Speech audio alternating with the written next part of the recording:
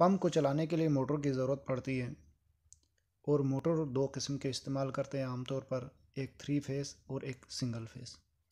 3 face motor को अगर देखा जाए तो 3 फेस मोटर को कंट्रोल करने के लिए हमें DOL स्टार्टर या DOL कंट्रोलर इस्तेमाल करना पड़ता है, जो कि डायरेक्ट ऑनलाइन कंट्रोलर या स्टार्टर कहा जाता है, जिसमें एक ब्रेकर, एक कंडक्टर, एक रिले और आगे जो सेफ्टी है प्रेशर स्विच, फ्लड स्विच और दूसरे अगर कोई और सेफ्टी है तो वो लगा के हम DOL स्टार्टर बनाते हैं। जबकि जो डोमेस्टिक यूज़ करने वाले मोटरें हैं, जिसमें सिंगल फेस मोटर है जो वॉशरूम गार्डन में पानी देने के लिए इस्तेमाल करते हैं, वो 1 HP से 2 HP का मोटर होते हैं। अब उसको कंट्रोल करने के लिए हमें ऑटोमेटिक पंप कंट्रोल, जो कि 220 वोल्ट पे ऑपरेट होने वाला हो, उसको हमें यूज़ करना पड़ता है। तो आज हम ऑटोमेटिक पंप कंट्रोल को किस तरह यूज़ करेंगे, उसको कैसे कनेक्ट करेंगे, ये आपके सामने तस्वीर आ रही है। तो इसको हम कैसे कनेक्शन देंगे और ये कैसे काम करते हैं, इसके बारे में आज हम आपको मालूमात देंगे। ऑटोमेटिक पंप कंट्रोल के अगर स्पेसिफिकेशन के बारे में हम बात करें तो इसके रेटेड वोल्टेज 220 से 240 वोल्ट AC और मैक्सिमम करंट 6 से 10 एम्पियर, जॉइंट स्क्रू 1 इंच का है, स्टार्टिंग प्रेशर जो है 1.5 बार से लेकर 2.2 बार तक है, इसकी पावर 1.5 किलोवाट और मैक्सिमम प्रेशर इसके 10 बार प्रेशर है। अब हम टाइम ज़ाया किए बगैर चलते हैं इसके कनेक्शन की तरफ। आइए देखिए इस वीडियो को। ये एक फिटेड कंट्रोलर है जो आपके सामने है, ऑटोमेटिक कंट्रोलर।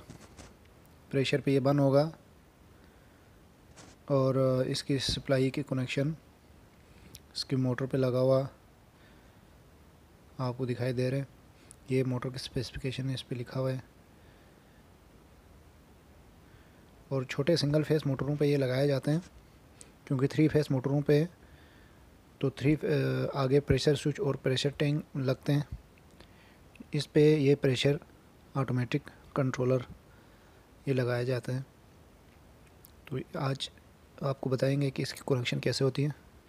ये आप देख सकते हैं, इसका जो अप साइड है वहाँ पे इसका इनपुट है 220 जो कि सप्लाई आ रही है, और नीचे साइड पे इसका आउटपुट है जो कि मोटर की तरफ जाएगा और मोटर को ऑन ऑफ करने में मदद देगा। ये मोटर का जंक्शन बॉक्स कैपेसिटर लगा हुआ है और यहाँ से मोटर की तरफ केबल जाएगी आउटपुट। यहाँ पर हमने केबल दी है जो कि इसकी आउटपुट से मोटर की इन पे कनेक्ट कर दी है। ये 220 का ही मोटर है, सिंगल फेस, तो इसकी सप्लाई की कनेक्शन हमने कर दी है यहाँ की आउटपुट से मोटर की इनपुट पे। ये मोटर कैपेसिटर रन मोटर है और इस पे हमने सप्लाई 220 की दे दी है जो कि कंट्रोलर की आउटपुट से निकल के यहाँ पे आई है। यकीनन कंट्रोलर जिस वक्त प्रेशर लो होगा तो चलेंगे और प्रेशर जब इंक्रीज़ होगा अपने स्पेसिफिक प्रेशर पर पहुँचेंगे तो बंद होगा। उस वक्त ये सप्लाई को पास करेंगे और ऑफ करने में मदद देगा। यहाँ आप देख सकते हैं रोशनी ज़्यादा होने की वजह से इसकी लाइटें नज़र नहीं आ रही, अलबत्ता ये आप देख सकते हैं इसकी लाइट ऑन पोजीशन में, यानी सप्लाई इसकी आ रही है। इसका कवर लग चुके हैं, पावर ऑन है, मोटर ये चल रहा है, पंप ऑन। ये टैंक के अंदर पानी, ये आप देख सकते हैं पानी फेंक रहा है नीचे से। जहाँ पर फ्लोट वाल लगा हुआ है वहीं पाइप है जो कि पानी टैंक के अंदर आ रहा है।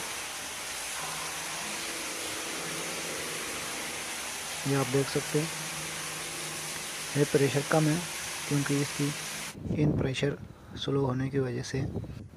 हम ऐसे टेस्ट के तौर पे वाल बंद करते हैं। अब वाल खोल देंगे, मोटर चलेगा। अब इसी तरह हम वाल बंद कर देंगे तो मोटर प्रेशर बिल्डअप होने की वजह से मोटर बंद हो जाएंगे। ये आप देख सकते हैं मोटर बंद हो गया।